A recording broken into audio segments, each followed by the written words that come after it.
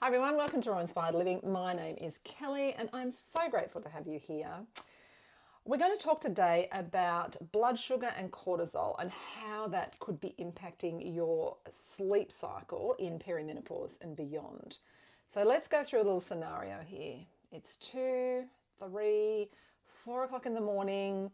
Your eyes are wide open, your heart is going a little too fast, your mind suddenly is wide awake and racing like it's been waiting all night for its own moment.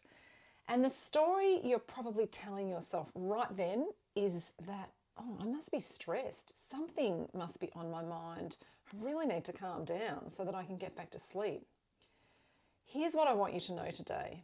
For a huge number of women, that exact wide awake, heart racing 3 in the morning moment is often not because of stress.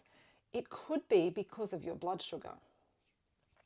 If you've tried breathing exercises at 3 a.m., if you've told yourself to calm down or gone looking for what you're actually anxious about and come up blank, if it happens on nights when nothing's even wrong, and everything's fine, work's fine, the family's fine, everyone's fine, and you still wake up like your body's on alert, that's actually a clue.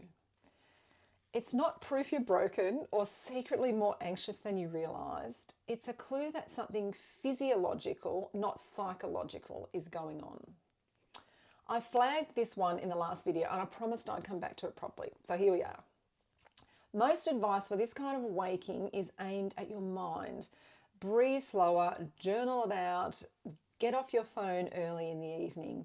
And none of that's wrong exactly. It can just be aimed at the wrong system. What can actually be happening at 3 a.m. for so many women in this stage of life sits in your blood sugar and a hormone called cortisol. And once you understand the mechanism, that specific waking stops feeling like a mystery and starts looking like something that you can actually address. So here's what's happening. Overnight, your body still needs a steady supply of glucose, mostly to keep your brain running while you sleep. If your blood sugar drops too low at some point in the night, your body treats that as an emergency. It releases cortisol to bring the glucose back up quickly. And cortisol is a stress hormone. Its job in that moment is to alert your body and get it moving, which is exactly what it does. It can pull you straight out of a deep sleep, sometimes hard enough that your heart's racing and your mind's wide awake before you've even worked out why. And other times it's more gentle, but you just don't really know why you're awake. This is a completely different cortisol moment to the one I talked about in the last video, your normal morning cortisol rise. That one is part of a healthy circadian rhythm. That one's meant to happen gently as part of waking up for your day. This one that we're talking about now is your body reacting to an overnight glucose emergency, and it can happen at any time of the night. So when you wake up at 3 a.m. with your heart racing and your mind going, and there's generally nothing on your mind, that's not you failing to manage your emotions. It's cortisol doing exactly what it's designed to do. It can feel identical to anxiety because physiologically it very nearly is. It's the same hormone, the same alert system, it's just a completely different trigger. This is one of the patterns I hear about most from women in this stage of life. The racing heart at 3 a.m. with nothing actually wrong. Once you can see it's blood sugar and cortisol, not an emotional event, it stops feeling like something's wrong with you and it starts looking like biology that's asking for a very specific kind of support. So why would this start happening at 45, you might ask, when maybe it never used to? So around perimenopause and beyond, the hormones that used to keep your blood sugar steady overnight, including the progesterone I talked about in the last video, start shifting. Your body is simply less buffered against these dips than it used to be. And here's the part I don't think gets said enough. Some of the habits many of us picked up in our 30s can actually work against us here. Let's take intermittent fasting, for example. A 16-hour overnight fasting window might have felt completely fine on a 35-year-old body. On a body moving through this stage though, that same long stretch without food can be exactly when your blood sugar has the furthest to drop, right in the middle of the night. This is a big part of what I mean when I talk about using 35-year-old tools on a body that's not 35 anymore. It's not that fasting is bad or anything that you were doing before was wrong. It's that your body's operating a little differently now, and some habits need a little bit of adjusting to match it. A couple of other things worth naming briefly because they stack on top of this. That 2 or 3 o'clock coffee I mentioned in the last video, it doesn't just interfere with your circadian rhythm. It can also affect how your blood sugar behaves later that night.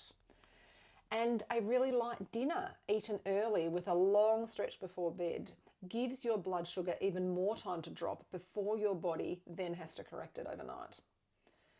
None of this is about anything you're doing wrong. It's just worth knowing because small adjustments here can tend to have a real payoff.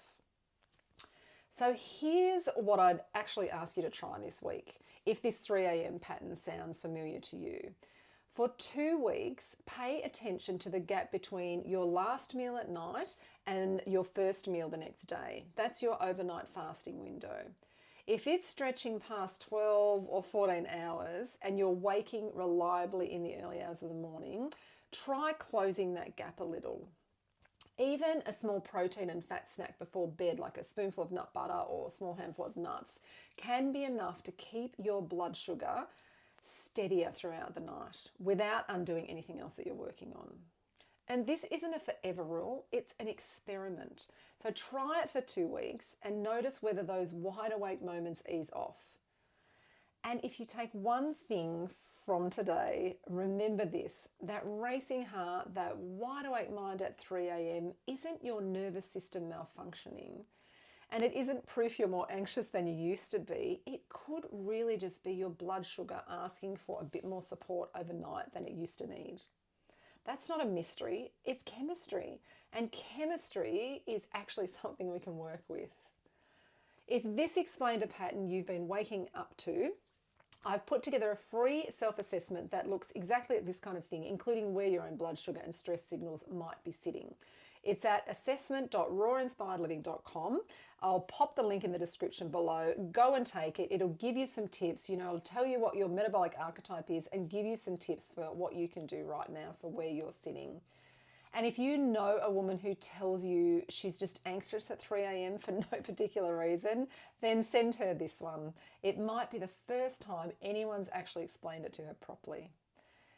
Next time, I'm going to go right into the progesterone side of this, like why menopause steals your deep sleep in the first place. So I hope this video has been helpful to you in some way, and I look forward to seeing you again in Raw Inspired Living.